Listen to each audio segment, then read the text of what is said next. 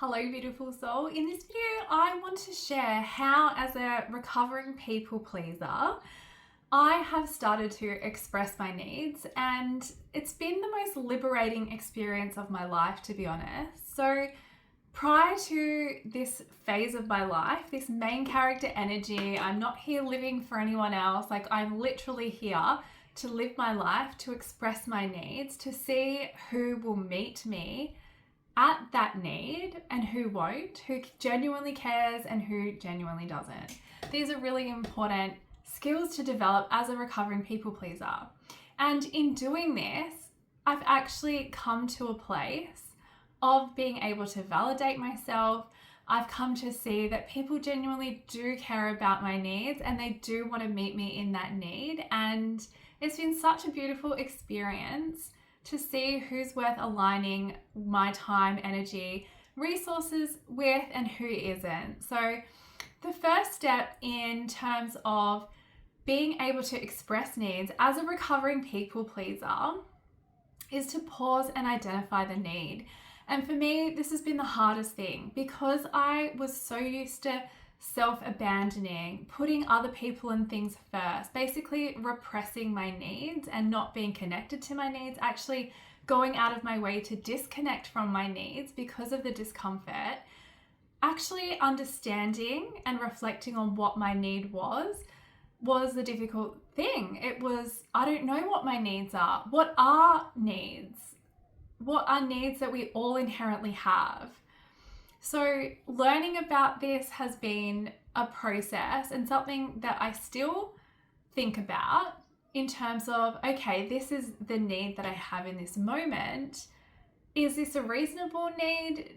Like almost this coming to terms with understanding that I'm worthy of having my needs met and that we all have needs, and it's important to recognize our needs and express that we have needs and expect that the people around us who care about us will meet us in that need because we are also willing to meet them in their needs. So pausing and identifying the needs. So we all have needs. Everyone has needs. We can meet our own needs, and then when we get into relational dynamics, there's going to be needs that need to be discussed. So identifying the need. The second step is validating the need. Understanding that this is a need that I have. This is a valid need. I need this to be in a healthy relationship. I need this to not be overgiving of myself. This is really important to me. Not having this need met results in poor mental health, or basically a situation that isn't comfortable in some way, that isn't healthy, that isn't good for my well-being. The third thing is about expressing the need. And so I am part of a book club and we're just finishing up nonviolent communication, which goes all the way back to every single relational dynamic, every conflict we have, every issue that we have with other people is generally because needs aren't met. And when we're looking at those needs, whether it's looking at ourselves and our own needs or looking at another person's needs and how they're expressing their needs, coming back to that place of empathy. So empathy for ourselves, empathy for others, understanding that to be functioning in a caring, reciprocal, harmonious, peaceful dynamic requires expressing needs and communicating well. And also having empathy for ourselves and empathy for others, because conflict usually happens because someone's not getting their needs met in some way and they're unable to express it, and that communication breakdown happens. So learning to express the need. I think the nonviolent communication process has been really helpful for me in terms of understanding how to communicate a need, understanding that we all inherently have needs, and providing that process in terms of how to do that. So the fourth thing that I wanted to mention is to be okay with someone not responding in the way we want them to, in someone actually saying that they are not willing to meet that need. And it happened to me this morning even. So I was in a work call and I expressed my needs, my perspective, what I was wanting out of the situation, and that wasn't met. I was told that that need wasn't going to be able to be met. They weren't willing to meet that need, and that was okay. I didn't react. I simply took that response with grace. And from that, I knew where I stood and that it wasn't really worth investing any more of my time, energy, effort, emotions, anything else into that situation. So it's important to be okay with that, because we're not wanting to control outcomes. We're not wanting to control other people.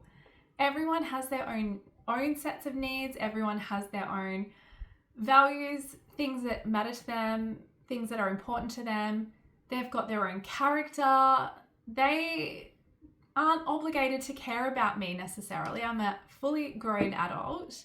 If someone isn't willing to meet my needs and hasn't got a desire to do that, to meet me at my need and do something about that need, then I'm not going to force it. I'm not going to, try and force the situation. And the fifth one is actually celebrating, communicating and expressing about needs. It's about celebrating the fact that as a recovering people pleaser, expressing needs is really hard, and a lot of times we're not even connected to what our needs are. And so having that self-awareness, connecting with ourselves, valuing ourselves and knowing that we're worthy of having our needs met is something to be celebrated. Being able to express our needs can be a really hard thing when we're recovering people pleasers, but it's also really important because it shows who actually cares and who doesn't, who's willing to meet our need and who isn't. And if it's a case where needs are just so conflicting that they cannot both be met, our needs, the other person's needs, then it becomes a question of, is this a deal breaker situation? If everyone's coming to the table with empathy, expressing their needs, and the needs are just so opposing that the needs cannot both be met, then that's, a whole nother discussion. But most of the time, that's not the case. And the people who value us and who we matter to will meet our needs. They will take action to meet a genuine need because it's coming from a place of empathy. So I really hope that this has helped someone. I love you.